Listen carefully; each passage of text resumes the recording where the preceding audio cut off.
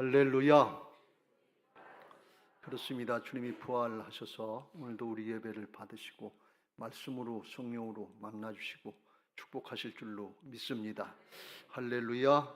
가정에서 예배하시는 분들에게도 동일한 은혜가 있게 되시기를 주님의 이름으로 축원합니다. 계속해서 말씀드린 것처럼 오늘은 우리 교회 창립 60주년 기념주일이고 또 국가적으로는 6.25 73주년 되는 그런 날입니다.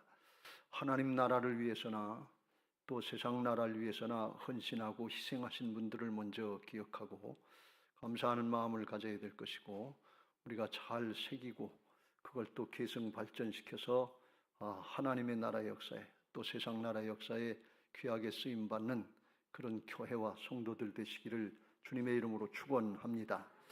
할렐루야. 창립 60주년을 맞이해서 우리 교회 이제 한갑잔치나 마찬가지인데 60갑자를 한번 돌았는데 이제 새롭게 시작해야 될 텐데 어떻게 했으면 좋겠는가 기도하다가 안디옥 교회 생각이 나서 오늘 안디옥 교회에 관한 말씀을 살펴보면서 그 방향을 좀 잡으려고 합니다. 안디옥 교회는 초대 예루살렘 교회의 지교회다, 이렇게 말씀드릴 수 있습니다. 그런데 이건 사람들이 지교회를 세우려고 해서 한 것이 아니고 예루살렘 교회가 유대인들에게만 집중을 하고 이방인들에게 복음을 잘 전하지 못하니까 하나님께서 핍박이 일어나게 하셔서 종교적인 핍박, 정치적인 핍박으로 인해서 흩어지게 만들었습니다. 그래서 흩어진 사람들이 가는 곳마다 사마리아와 안디옥 이런 데 가서 복음 전했는데 그 중에 하나가 이 안디옥 교회입니다. 이 안디옥은 예루살렘으로부터 북쪽으로 한 500km쯤 떨어졌다고 그래요.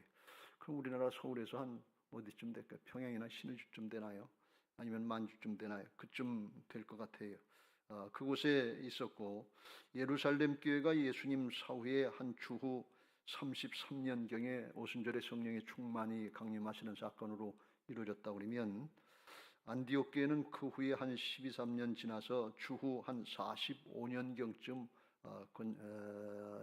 세워졌다고 그렇게 성서학자들이 얘기하고 있습니다. 예루살렘 교회가 주로 이제 성령이 충만해서 모이는 교회로서의 특징을 가진다고 그러면 이 안디옥 교회는 세계 선교를 향해서 흩어지는 교회의 모습을 강하게 강조하고 있다, 이렇게 말씀드릴 수 있습니다. 교회는 모이기도 해야 되고 흩어지기도 해야 될 줄로 믿습니다.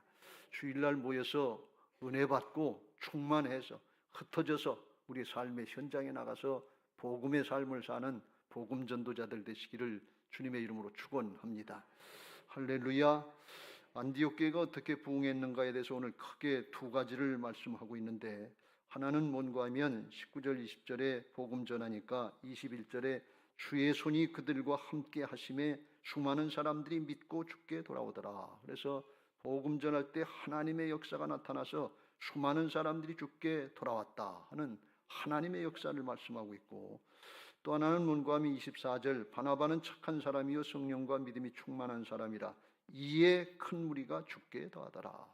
그래서 바나바를 통해서 성숙한 믿음의 사람을 통해서 하나님이 일하시고 이렇게 또 더하시는 은혜가 있었다 하는 것을 말씀하고 있습니다. 성경의 구약과 신약에 보면 하나님의 역사가 나타날 때 이 크게 두 가지 현상, 두 가지 특징이 꼭 나타나는 걸 볼 수가 있어요.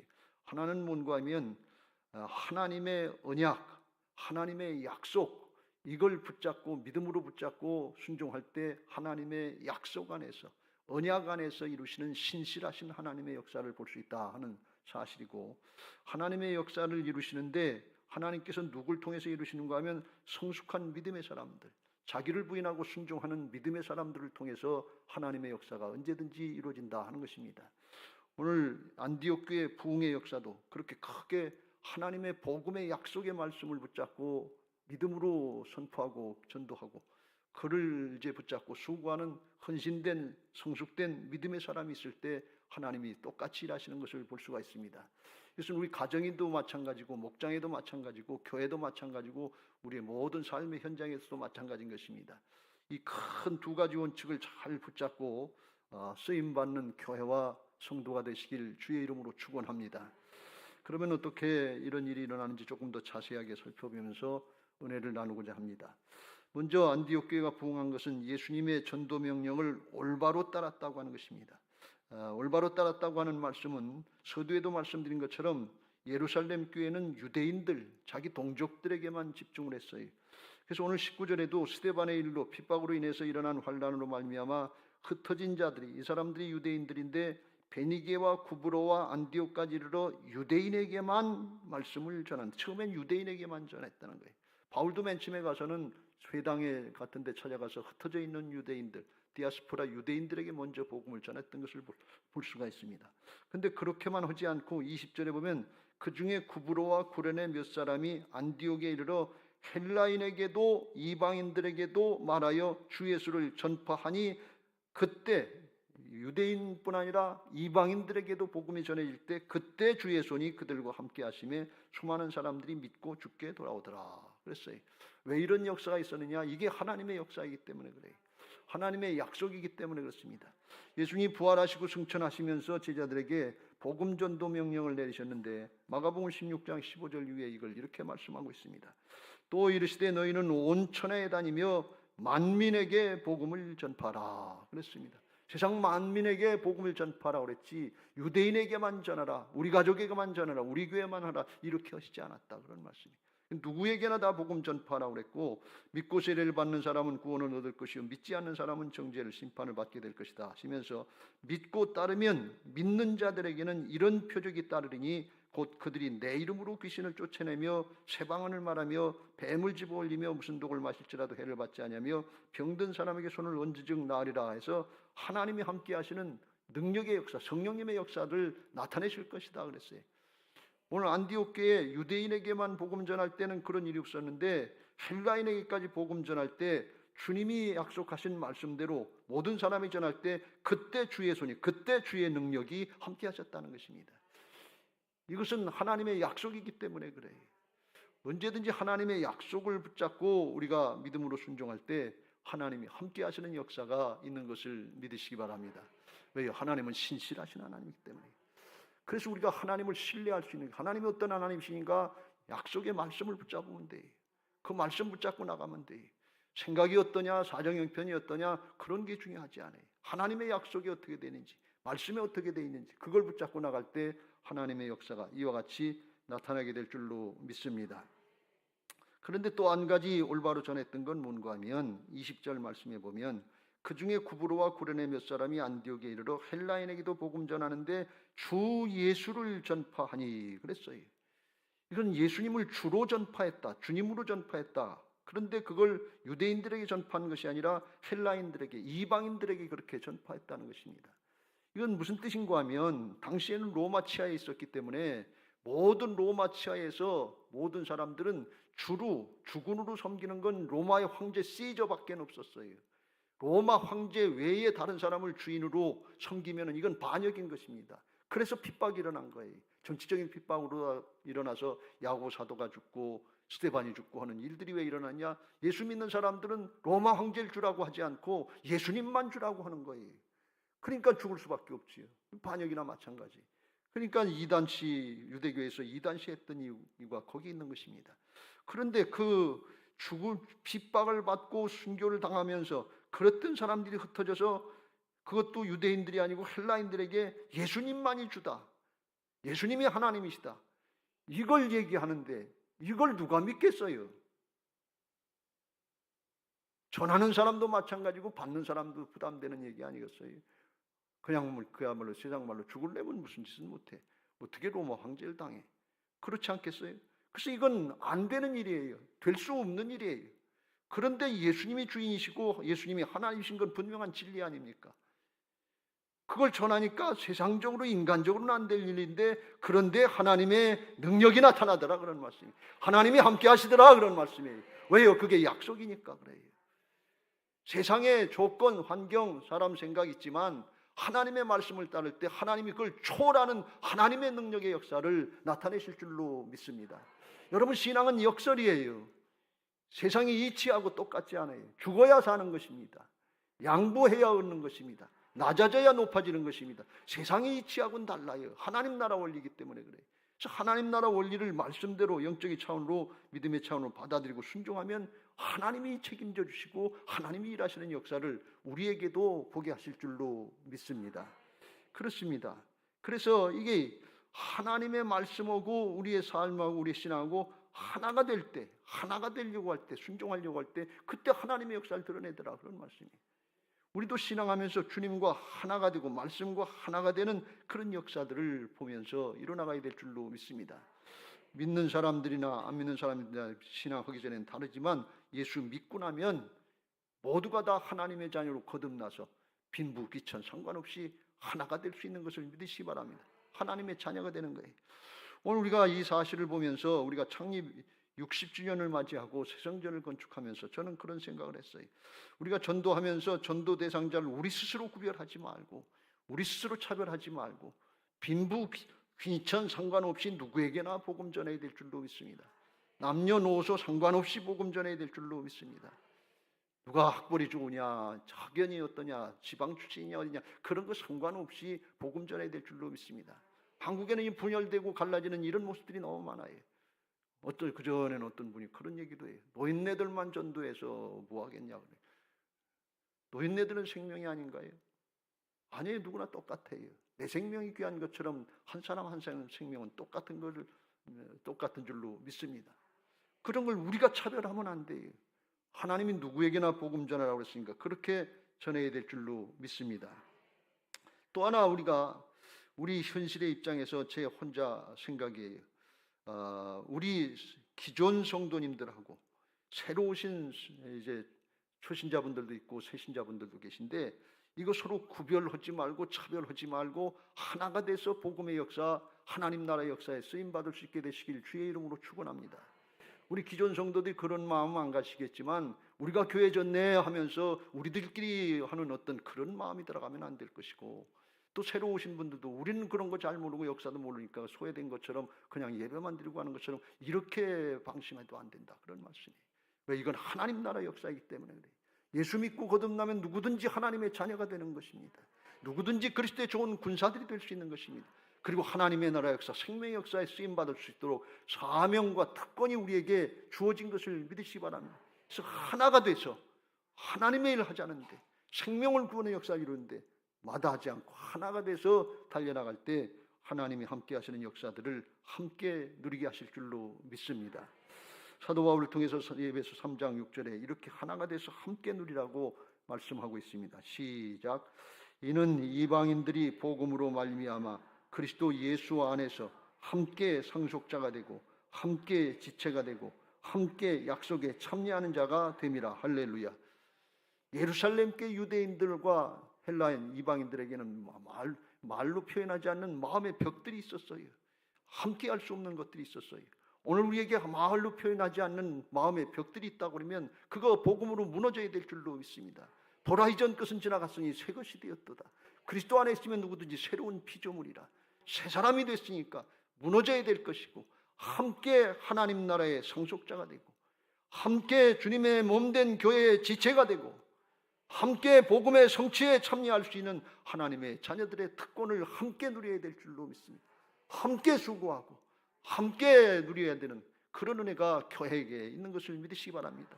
주도 하나이요, 교회도 하나이요, 성령님은 하나가 되게 하시는 분이신 줄로 믿습니다. 하나가 될 때 하나님이 일하시는 겁니다.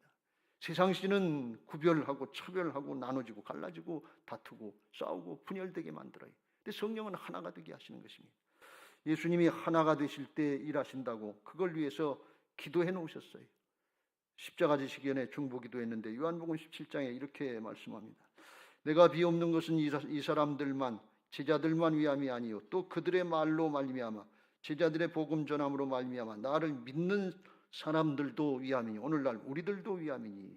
21절. 아버지여 아버지께서 내 안에 내가 아버지 안에 있는 것 같이 그들도 다 하나가 되어 우리 안에 있게 하사 세상으로 아버지께서 나를 보내신 것을 믿게 하옵소서. 성경의 역사를 가만히 보면 성부, 성자, 성령 삼위일체 하나님께서 창조하실 때부터 함께 일하신 것을 볼 수가 있어요. 하나가 될 때 함께 일하시는 역사가 하나님의 나라의 역사인 것을 믿으시기 바랍니다. 그래서 우리들도 주님과도 하나가 되고 우리끼리도 하나가 될 때 그때 우리 안에 오셔서 보배로운 능력이 되신 주님이 우리를 통해서 일하시는 역사가 세상 사람들에게, 다음 세대에게, 자녀들에게 전해져서 살아계신 하나님의 역사를 드러내시고 믿게 하시는 역사가 있을 줄로 믿습니다. 예수 그리스도는 어제나 오늘이나 영원토록 동일하신 줄로 믿습니다.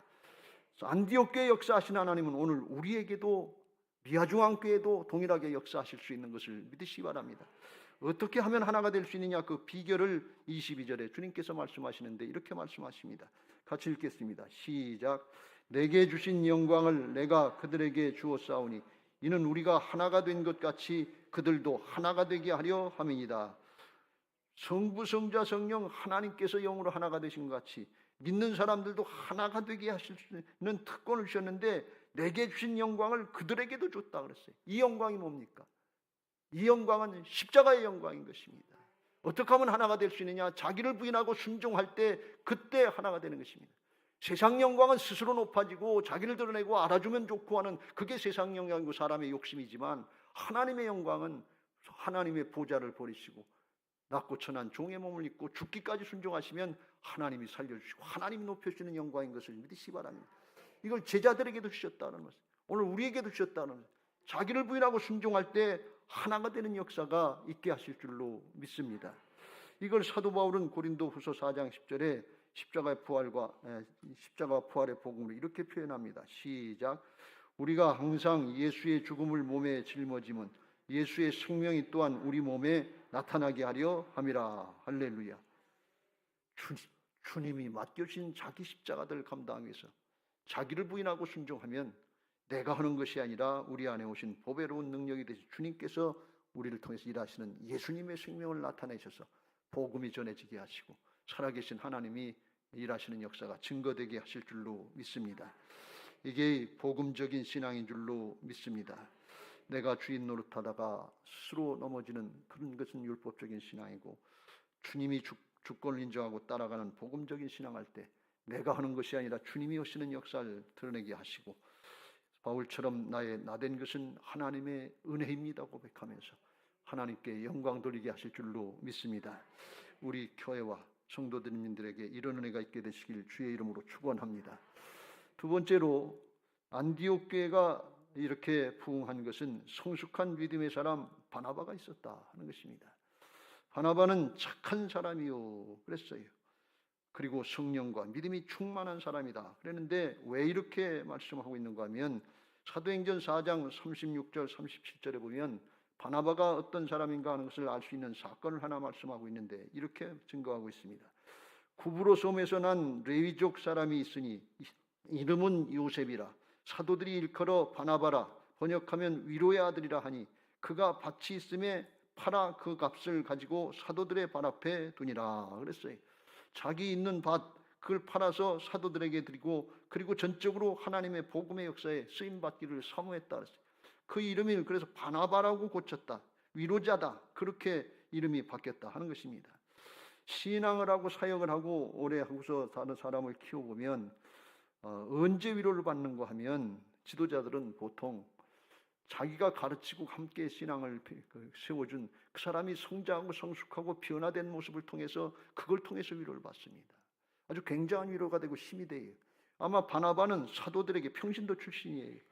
이 사도들에게 굉장한 위로와 힘이 됐을 거예요. 그런데 이 바나바가 이제 안디옥교에 파송돼 가지고서 거기서는 지도자의 역할을 감당하게 되는 걸 볼 수가 있어요. 근데 이거는 언뜻 생각하면 물질을 좀 바쳤지 그게 무슨 큰 사건인가 이렇게 생각하기 쉬운데, 성경에서 증거하는 걸 보면 이게 착한 사람이고 성령과 믿음이 충만한 사람이다 그랬어요. 우리가 하나님 앞에 물질을 바쳐서 하나님의 역사에 잘 쓰임 받는 건 누구든지 다 좋은 일인 줄 알고 그렇게 하고 싶은 마음들이 있어요. 그런데 다 그렇게 하지 못해요. 왜 그러냐? 믿음이 부족하기 때문에 그래요. 성령이 충만하지 못하기 때문에 그래요. 바나바가 어떻게 그렇게 할 수 있느냐? 믿음과 성령이 충만했기 때문에 그렇다. 그런 말씀이에요. 이건 무슨 말씀인가 하면, 물질을 통해서 우리가 가장 가치 있고 정말 좋게 쓰임 받을 수 있는 길은 두말할 거 없이 생명의 역사를 위해서 쓰임 받는 거예요. 세상에 그보다 더 가치 있는 일이 있겠어요? 우리가 이기적으로 사용하고 싶은 부분이 많이 있지만 생명을 구원하는 역사에 쓰임받는 일보다 더 가치 있는 일이 없어요.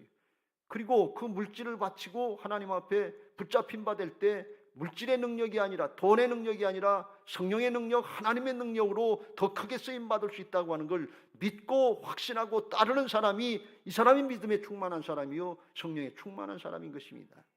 바나바가 그걸 했다는 것입니다. 그러니까 하나님의 손에 붙잡혀서 그렇게 크게 쓰임받은 줄로 믿습니다. 어떻게 보면 착하고 충성된 종이다 그렇게 볼 수 있습니다. 마태복음 25장 20절 21절에 5달란트 받았던 자가 5달란트를 가지고 와서 잘 순종해서 5달란트를 더 가지고 와서 주인에게 드리면서 주인이여 내게 5달란트를 주셨는데 보소서 내가 또 5달란트를 남겼나이다 그랬습니다. 그랬더니 주인이 칭찬하기를 21절 시작 그 주인이 이르되 잘하였도다 착하고 충성된 종아 네가 적은 일에 충성하였으며 내가 많은 것을 내게 맡기리니 네 주인의 즐거움에 참여할지어다 그랬습니다. 착하고 충성됐다는 게 이게 믿음 페이스풀 그래서 믿음이 좋다는 거예요. 하나님의 뜻을 깨닫고 믿는 대로 그대로 순종했다 그런 말씀이에요. 근데 주님은 이걸 보고서 적은 일에 충성했다. 이거 아주 큰 일인데 아무나 할 수 없는 일인데 적은 일에 충성했다는 거예요. 왜 그러냐? 내가 너한테 많은 것을 주려고 한다는 거예요. 우리들이 충성한 거 그거 아주 큰 것 같지만 하나님이 허락하실 축복, 은혜, 영원한 생명의 역사 이거에 보면 지극히 작다 그런 말씀이에요. 아주 이걸 믿고 마음껏 헌신하고 봉사할 수 있게 되시길 주의 이름으로 축원합니다. 1달란트 받았던 자와 같이 아깝고 인색한 마음으로 그렇게 악하고 게으른 종 되지 마시고 정말 하나님이 허락하신 은사와 달란트 모든 걸 가지고 하나님 앞에 착하고 충성된 종으로 쓰임받을 수 있게 되시길 주의 이름으로 축원합니다. 구약의 성경의 다윗을 오늘 우리가 지금 살펴보고 있는데요. 다윗이 통일한국의 왕이 돼가지고 하나님이 함께 하시니까 사무엘하 8장 6절에 여호와께서 다윗이 어디로 가든지 이기게 하셨다고 그랬어요.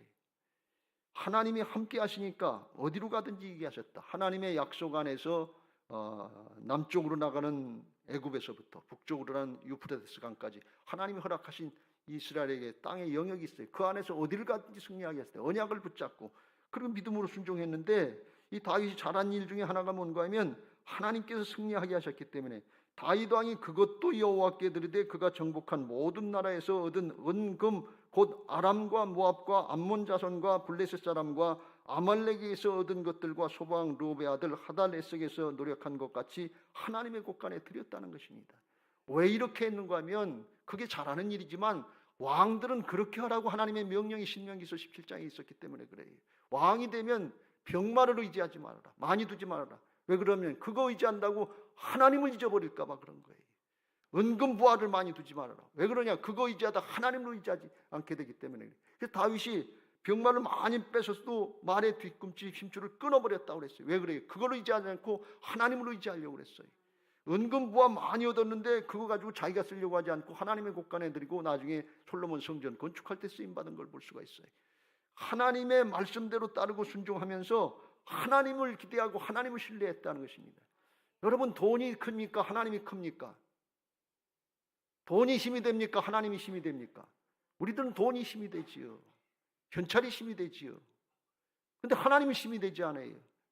왜? 믿음이 안 되기 때문에 그래요. 다윗이 어떻게 그렇게 할 수 있겠느냐? 돈보다도 병마보다도 무기보다도 하나님이 능력이 있으시니까 하나님이 함께 하셔야 승리한다. 그런 말씀이에요. 그게 믿음과 성령이 충만한 사람의 모습이에요. 그걸 그렇게 말씀대로 따르고 순종해서 하나님의 말씀의 성취를 보고자 하는 것은 우리들의 동일한 소원이에요. 그런데 그렇게 하는 사람들이 있고 그렇게 못하는 사람들이 있어요. 그 차이가 뭐냐? 믿음으로 순종하느냐 안 하느냐 거기 차이 있는 것입니다. 행함이 없는 믿음은 죽은 믿음이라고 그랬습니다. 행함으로 나타날 때 하나님이 그 말씀의 성취 역사를 보게 하실 줄로 믿습니다. 허락이는 하나님께서 우리에게 허락하신 물질이든지 명예든지 은사든지 달란트든지 모든 걸 다 통해서 하나님의 생명의 역사에 쓰임받는 은혜들을 누리게 되시길 주의 이름으로 축원합니다. 이게 영원한 축복이에요.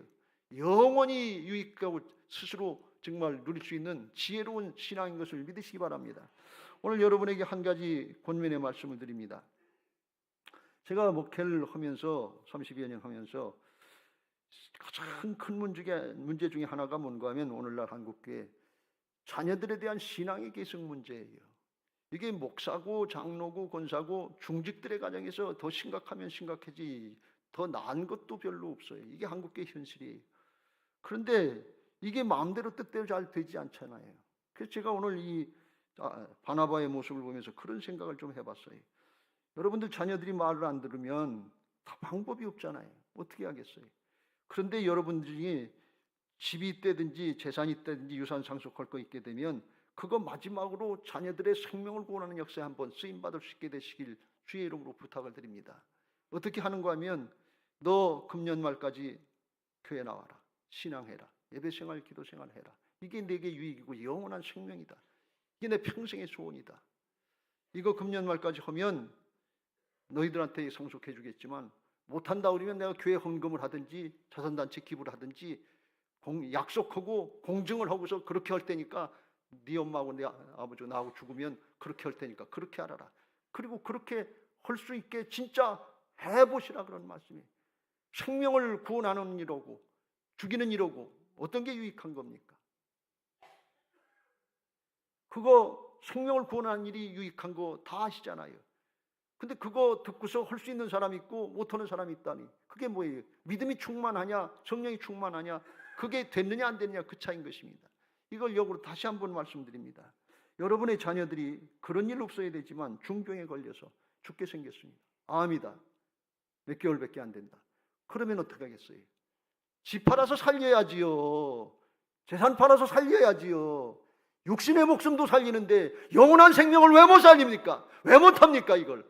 여러분 우리가 굉장한 넌센스에 빠져 있어요. 착각에 빠져 있어요. 이게 바나바만 해야 되는 일이 아니에요. 우리 모두가 다 하나님 나라의 생명을 역사를 위해서 우리에게 허락하신 모든 은사를 통해서 쓰임받을 수 있게 되시길 주의 이름으로 축원합니다. 하나님이 함께 하시면 우리에게도 동일한 역사가 있게 하실 줄로 믿습니다. 내가 주인 되면 안 되지만 주님이 주인 되시면 되지 않겠어요? 예수님은 이를 위해서 목숨 거신 분 아니에요. 생명을 내주신 분 아니에요.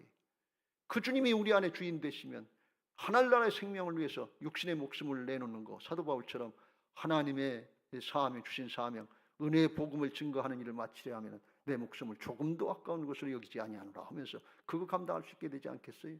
우리 교회 성도님들의 신앙의 방향이 하나님 나라 방향으로 잘 맞춰지게 되시기를 주님의 이름으로 부탁하고 축복합니다. 할렐루야. 바나바는 또 하나 장점이 있었는데 제자되고 제자 잡는 일꾼이었다 하는 것입니다. 25절 6절에 바나바가 사울을 찾으러 다소에 가서 거기서 데려다가 안디옥 교회에서 1년 동안 머물면서 거기서 이제 성경을 가르쳤는데 거기 제자들이 많이 나오는데 그들이 참 그리스도인이 돼서 작은 그리스도인 예수처럼 그렇게 바뀌었다 하는 것입니다. 근데 이게 어디서 나왔는가 하면 바나바를 통해서 바울이 만들어진 거예요. 바울이 다메섹으로 예수 믿는 사람들 잡아 죽이려고 핍박하러 가려고 그러다가 부활하신 주님의 영을 만나서 꼬꾸라져 가지고서 바뀌었잖아요. 그런데 예루살렘 교회 사도들이 그걸 믿어주질 않는 거예요. 믿어줬다가 잘못하면 고발당하고 다 죽을까 봐서 믿어주질 않아요. 그래서 이 사울이 먼저 회심하고서 3년 동안 아라비아 사막에 가 있다가 그 다음에 예루살렘에 찾아갔는데 그래도 사도들이 안 받아들이는 거예요. 그래서 사도행전 9장 26절에 사울이 예루살렘에 가서 제자들을 사귀고자 하나 다 두려워하여 그가 제자됨을 믿지 아니하니 3년이나 지났는데도 안 믿는 거예요. 죽을까 봐서. 괜히 믿는 사람들 다 드러내가지고서 고발하면 큰일 나잖아요. 그러니까 안 믿는 거예요. 그때 나선 사람이 바나바예요. 바나바가 중보 역할을 해주는 거예요.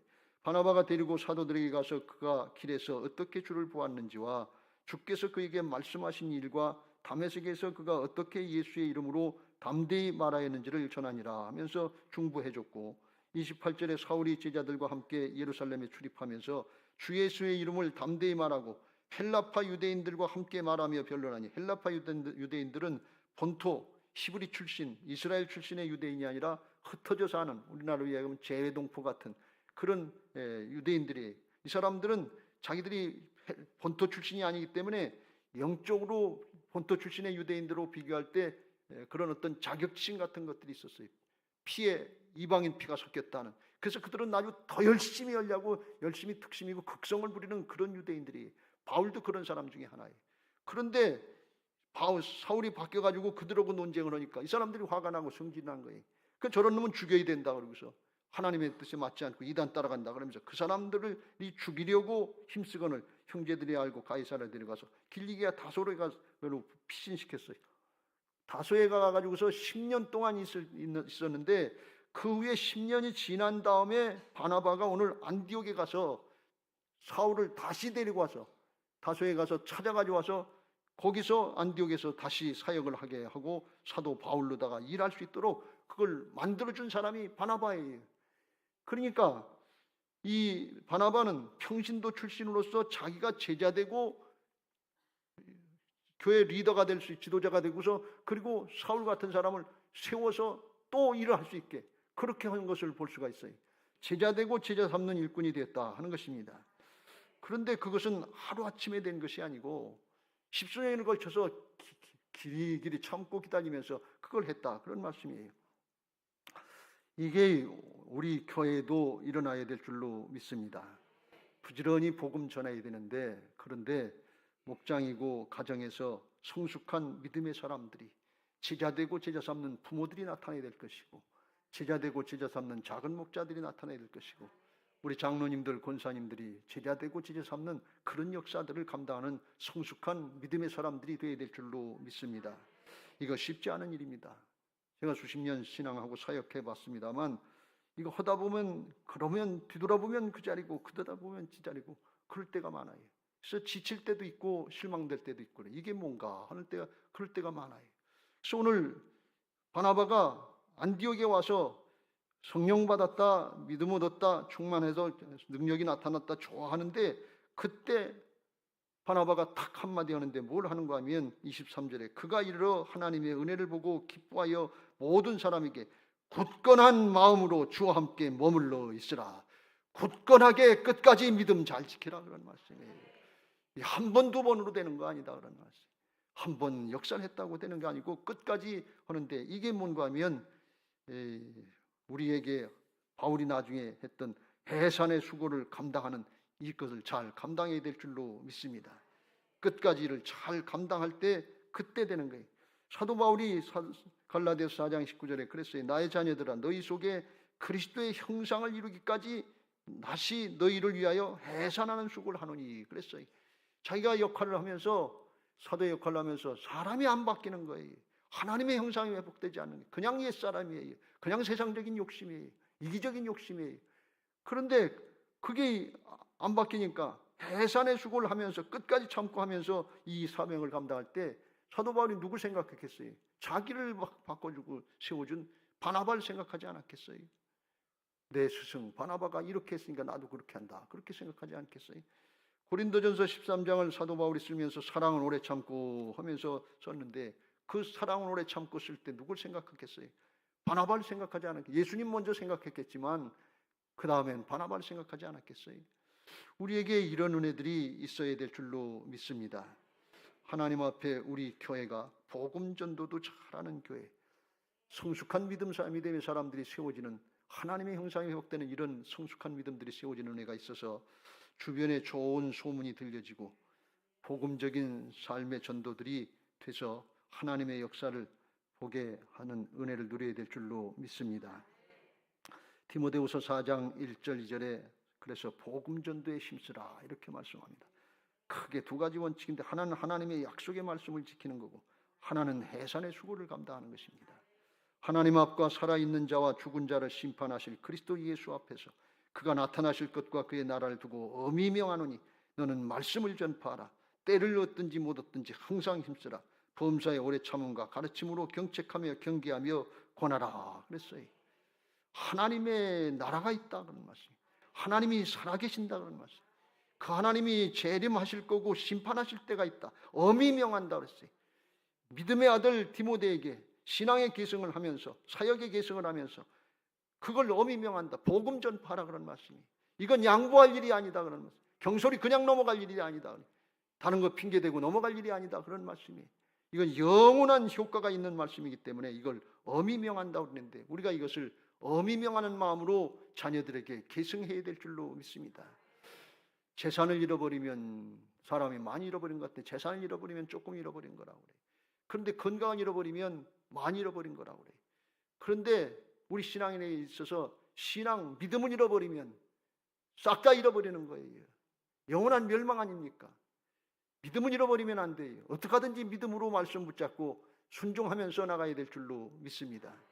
이렇게 하기 위해서 하나님 앞에 우리가 기도하고 말씀 전하면서 성령에 충만해야 될 줄로 믿습니다. 사도들이 그래서 기도하는 것과 말씀 전하는 것을 전무한다고 그랬는데 사도행전 6장 4절 읽겠습니다. 시작. 우리는 오로지 기도하는 일과 말씀 사역에 힘쓰리라. 옛날 성경에는 말씀 전하는 일에 전무하리라 그랬어요. 제 목회관이 있다면 기도하는 것과 말씀 전하는 일에 전무하는 것입니다. 우리 교회가 부지런히 기도해서 성령에 충만해서 나는 안 되지만 사람은 안 되지만 성령이 주시는 마음 가지고 예수님의 마음 가지고 복음 전해서 하나님의 역사를 이루고 구원의 역사를 이루어야 될 줄로 믿습니다. 그런데 그걸로 끝나지 말고 해산의 수고를 감당해서 바나바가 바울을 세우는 것처럼 하나님의 일꾼으로 세워지는 과정을 또 감당하시길 주의 이름으로 축원합니다. 갈라디아서 4장 19절 읽고 마치겠습니다. 시작. 나의 자녀들아 너희 속에 그리스도의 형상을 이루기까지 다시 너희를 위하여 해산하는 수고를 하노니. 그래서 굳건한 마음으로 전심으로 이 사명을 잘 감당해서 하나님의 일꾼들이 가정에서도 세워지고 목장에서도 세워지고 부서에서 세워지고 다음 세대에 세워지는 은혜들을 누리는 그런 교회, 그런 성도들이 되시기를 예수님의 이름으로 축원합니다. 할렐루야. 그런 은혜를 우리 모두 함께 누리게 해달라고 복음성과 함께 찬양하시고 통성으로 기도하고 준비하신 예물 드리겠습니다. 우리는 예수님의 보배 피로써 성령 안에 하나 된